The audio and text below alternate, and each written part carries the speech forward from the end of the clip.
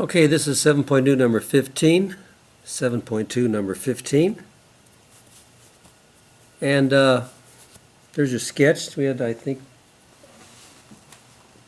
well, I guess we didn't have a sketch on the book, but it was easy to sketch. Y equals 2. And then again, a shifted parabola. Y equals x squared minus 2. So I'm shifted down to the negative 2. And then we want to find the area between the curves. So we have to find the point of intersection, which is the points of intersection, so we know where we're going to integrate, which isn't too bad.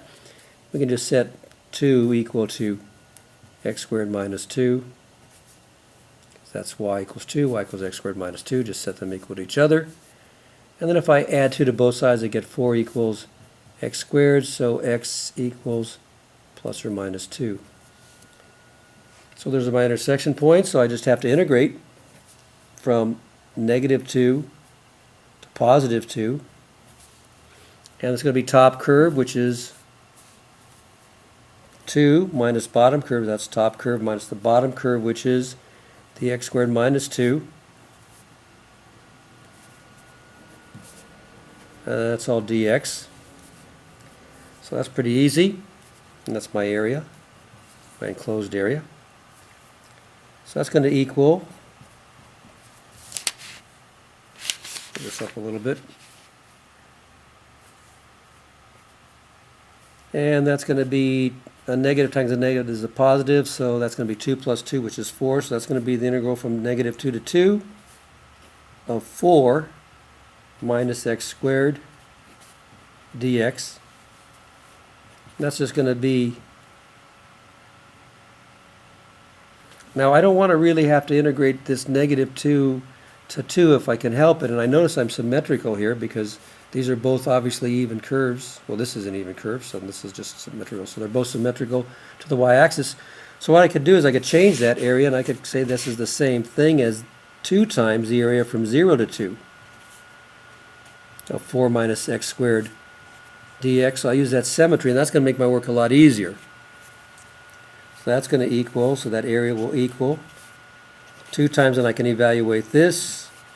And that's the antiderivative of 4 is 4x minus x to the third over 3. And I'm going to evaluate that from 0 to 2 and just double it. Okay. So what have we got here as we move this up? So my area equals 2 times, and that 2, this is going to be 4 times 2, which is 8, minus, and then 2 cubed is 8 over 3,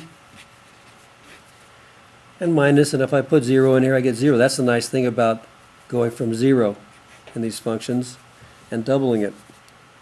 So area equals 2 times, and then this is going to be 8 is going to be like 24 over 3 minus 8 over 3. That equals 2 times 16 over 3, which ends up being 32 over 3, which equals 10 2/3. So there you go. That was another pretty easy one. But again, whenever you have some symmetry, use this technique, and that's going to save you a little bit of work, sometimes a lot of work. Hope that helps.